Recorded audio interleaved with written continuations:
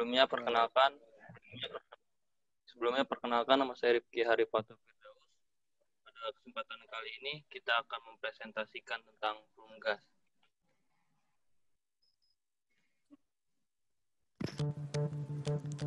Gelas atau kaca diyakini sebagai salah satu bahan sintetis tertua dan menunjukkan pencapaian peradaban manusia yang halus. Kaca telah digunakan sebagai bahan bangunan sejak zaman kuno. Karena perkembangannya yang pesat dalam bidang industri, kaca dalam beberapa waktu terakhir telah muncul menjadi bahan bangunan paling serbaguna di zaman modern. Objek kaca pertama yang dibuat oleh manusia berabad-abad yang lalu adalah bahwa dari kaca alami seperti obsidian dan kristal batu. Kaca yang diproduksi berasal dari zaman prasejarah di India dan di Mesir. Meskipun tempat dan tanggal asalnya tidak diketahui, namun diyakini bahwa umat Hindu kuno maju dengan baik dan mereka tahu metode pembuatan kaca jauh sebelum era Kristen. Waktu terus berjalan dan perkembangan terjadi di berbagai sektor. Dengan bantuan teknik inovatif yang dikembangkan dalam memproduksi kaca, hari ini telah mencapai pada tahap di mana sebuah kualitas yang berbeda dapat diproduksi sesuai dengan persyaratan sebagai industri. Jadi, di sini kita akan membahas pada flum glass.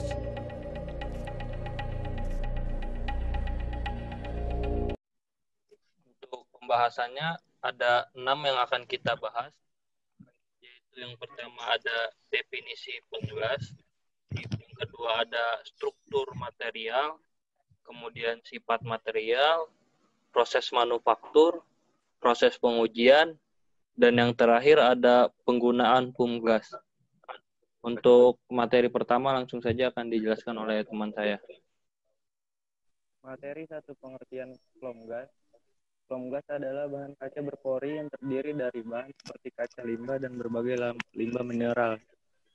Flum gas adalah bahan busa kaca yang dihasilkan dari reaksi antara kaca dan karbon pada suhu tinggi. Flum gas memiliki struktur seluler. Ini kedap, kaku, dan terisolasi dengan baik. Konduktivitas termal kaca busa yang rendah memiliki kapasitas isolasi yang lebih baik.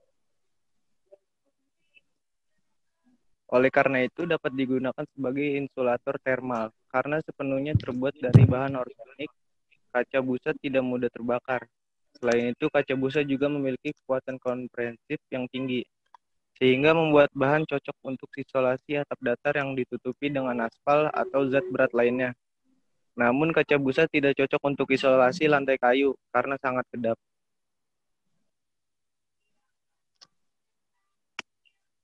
Foam glass diproduksi dalam bentuk blok persegi panjang. Kaca dan karbon yang digiling halus dicampur secara menyeluruh dan campuran kemudian diizinkan dalam tungku untuk dilelehkan. Pada saat mencair, campuran mengembang dan menghasilkan massa buat hitam. Bahan kaca yang dihasilkan mengandung lebih dari 350 juta sel udara inert per meter per kubik. Foam glass mengapung di atas air. Kaca ini bisa dipotong seperti kayu. Sifatnya kaku, tahan api, dan isolator panas yang sangat baik. Ini dapat digunakan sebagai pengganti gabus di industri AC dan pendingin. Yang kedua ada struktur material. Di sini yang pertama ada silikon dioksida atau yang disebut SiO2 yang sebesar 69%. Yang kedua natrium oksida Na2O sebesar 13%. Yang ketiga aluminium oksida atau Al2O3 sebesar 4-9%. Yang keempat kalium oksida atau K2O sebesar 3%. Yang kelima magnesium oksida atau MgO sebesar 3%. Yang terakhir ada borotrioksida atau B2O3 sebesar 1-4%.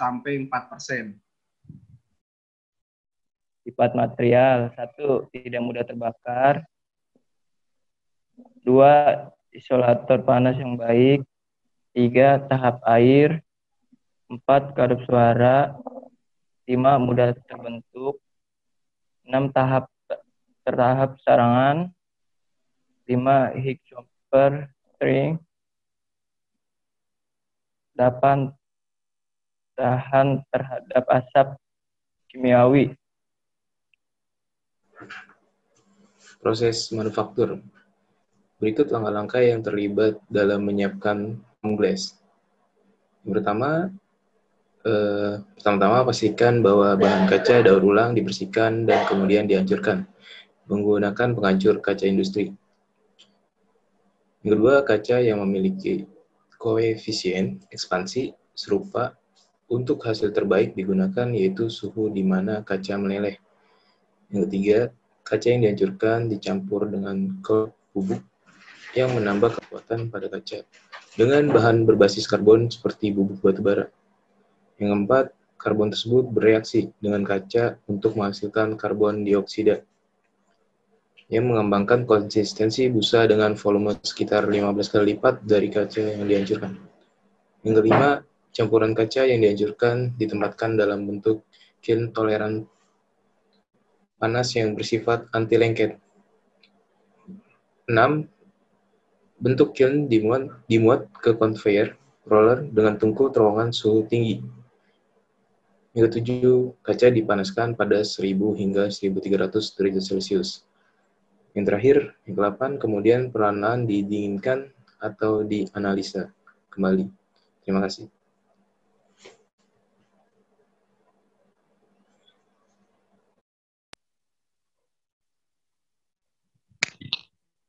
Foam glass diuji dengan beberapa pengujian. Yang pertama, foam glass diuji dengan cara disiram oleh cairan kimia untuk mengetahui ketahanan foam glass terhadap cairan kimia.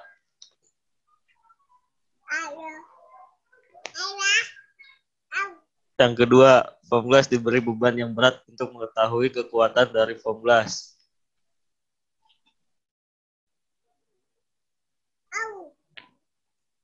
Yang ketiga, foam glass disiram oleh air untuk mengetahui sifat ketahanan airnya.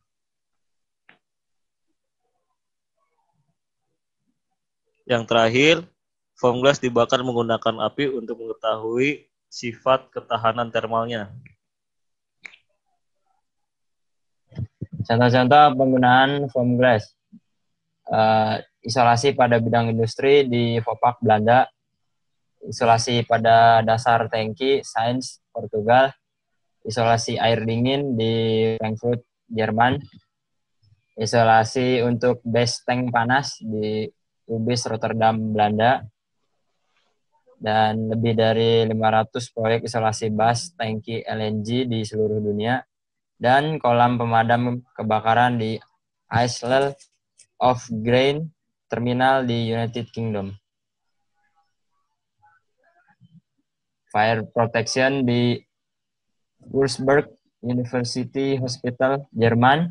Sistem pada bidang propana di Kespa, Tenerife. Dinding isolasi di Bournemouth, Antwerp, Belgia.